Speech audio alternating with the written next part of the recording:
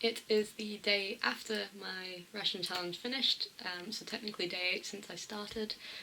I didn't film on day 7 because I was worn out. I was so tired, I completely forgot to do anything really yesterday. I had rice and beans with a bit of bacon for dinner,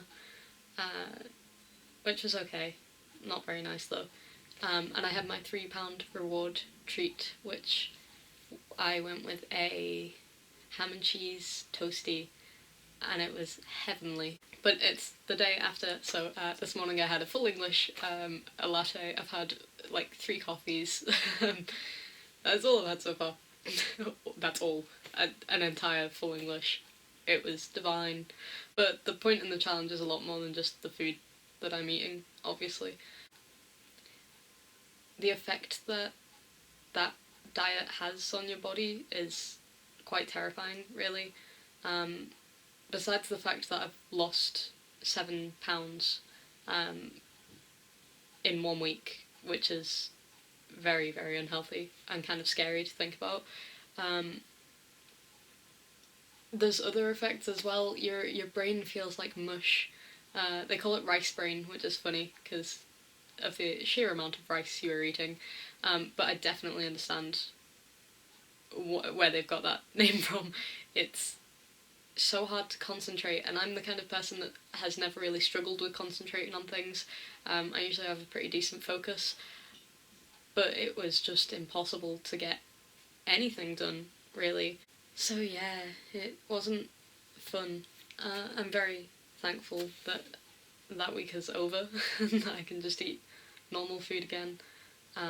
But for so many people, that's just reality now. That's you not knowing when you're gonna get a proper meal is absolutely awful.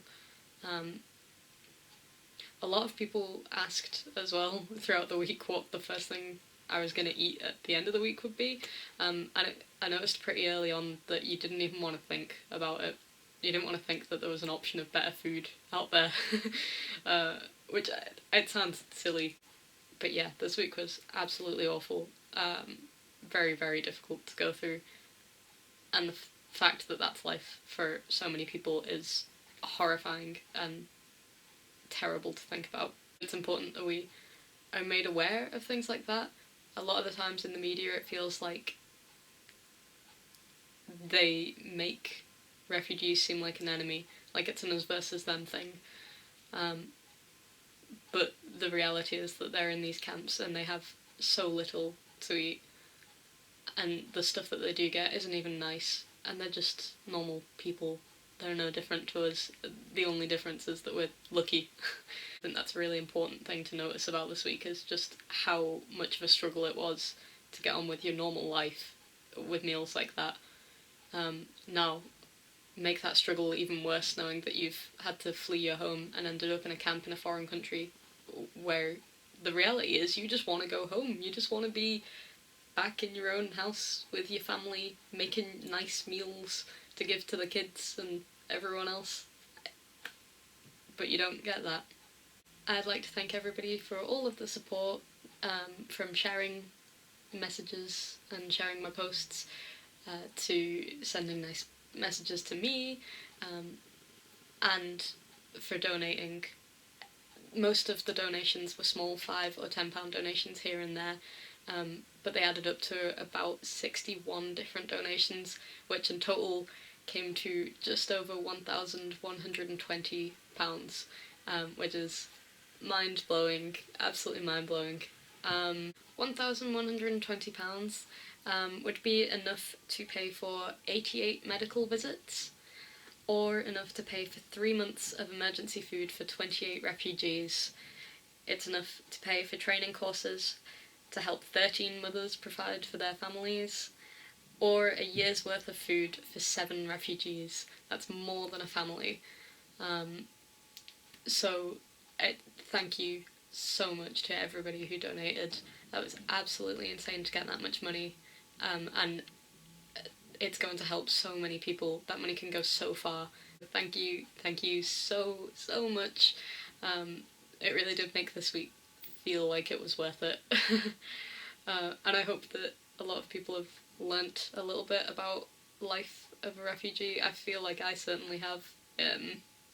Food really wasn't something I even thought about when it came to refugees and asylum seekers. Um, I, I have thought about how difficult it must be to flee somewhere with your family, get your things in the middle of the night and just go, but you never really consider your day-to-day life once that's happened. And this really opened my eyes drastically to what the reality of life is like for a Syrian refugee in a camp in Jordan. But again, a lot of this was just to raise awareness. So do keep sharing. There are lots of people who took part in this challenge who have some incredible stories about how their weeks went. Quite a few did a lot better than me in terms of making exciting meals. Mine were all pretty boring because I'm not much of a chef. But definitely have a look at my story and some other stories to see how it goes and just raise awareness of the difficulties and how much we would struggle if we were in somebody else's shoes. And I'm aware of how lucky I am, more so now than I was at the start of the week. So, an incredible learning experience for me. I hope that some people found out a little bit more about other people, raised a bit of awareness, and we certainly raised an awful lot of funds to help so many people. I'm really proud of that, so thank you all so much. It's incredible to see such a big community of people coming together just to help out a little bit and make a huge difference.